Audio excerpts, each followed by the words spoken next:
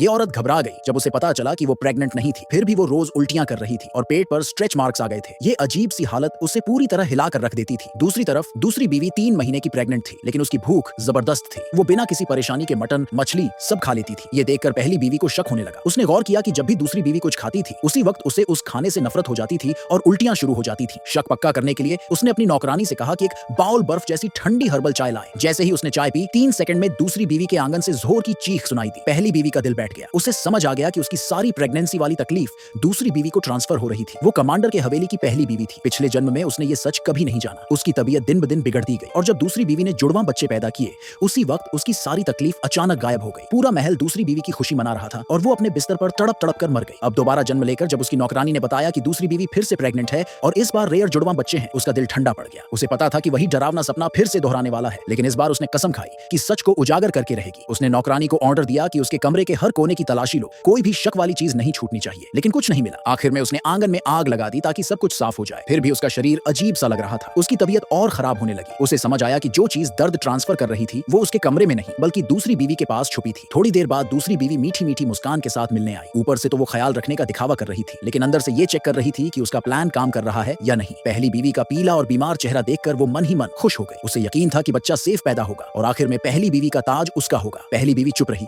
जैसे सचमुच बच्चे का ख्याल रखने की सलाह ले रही हो। लेकिन दूसरी बीवी ने उसे ताने मारे, कहा कि जब तू प्रेग्नेंट हो ही नहीं सकती तो किस बात का घमंड है। तभी उसकी नजर दूसरी बीवी के गले में लटकते सैशे पर पड़ी। वो बिल्कुल वैसा ही था जैसा उसका सैशे जो कमांडर ने प्रोटेक्शन के लिए ब्लेस किया था, लेकिन दोनों की खुशबू एकदम अलग थी। उसका दिल जोर से धड़का। उसने मौका देखकर दोनों सैशे बदल दिए और उसे फैमिली डॉक्टर को दे दिया। डॉक्टर ने एक बार सूंघते ही गंभीर चेहरा बना लिया। उसने कहा कि एक सैशे दिमाग को शांत करता है, लेकिन दूसरा अगर लंबे वक्त तक पहना जाए तो बांझपन ला सकता है। सैशे तो बस एक जरिया था, असली खेल दर्द ट्रांसफर करने का उसमें नहीं था। एक पल को उसे राहत मिली, लगा कि सच मिल गया, लेकिन अगले दिन दर्द और तेज होकर वापस आ गया। तब उसे समझ आया कि उसने दूसरी बीवी को कम आंका था। उसने हिसाब लगाया और पाया कि जब भी दूसरी बीवी कुछ खाती थी उसका शरीर तुरंत रिएक्ट करता था। दोनों के शरीर किसी अनदेखी डोर से बंधे थे। कंफर्म करने के लिए उसने फिर से ठंडी चाय मंगवाई और बिना रुके पी गई। उसी वक्त दूसरी बीवी जो मजे से डेजर्ट खा रही थी, अचानक उसने पेट पकड़कर तेज दर्द में चीख मारी। उसकी चीख पूरे आंगन में गूंज गई। पहली बीवी का दिल जोर जोर से धड़कने लगा। अब सच सामने था। उस दिन के बाद उसने खुद को रोज ठंडी चाय से सजा देना शुरू कर दिया। 10 बाउल 20 बाउल बिना किसी रहम के, सिर्फ इसलिए कि दर्द दूसरी बीवी को वापस मिले। देखते देखते 10 महीने बीत गए। दूसरी बीवी को पूरा यकीन था कि अब वो घर की हीरोइन बनने वाली है। कमांडर की हवेली लालटेनों से सज गई। दाइयां बाहर इंतजार कर रही थी। दूसरी बीवी जीत के नशे में थी। उसे लग रहा था कि पहली बीवी की जगह अब उसकी है, लेकिन अपने कमरे में पहली बीवी ने 10 बाउल सबसे ठंडी चाय मंगवाई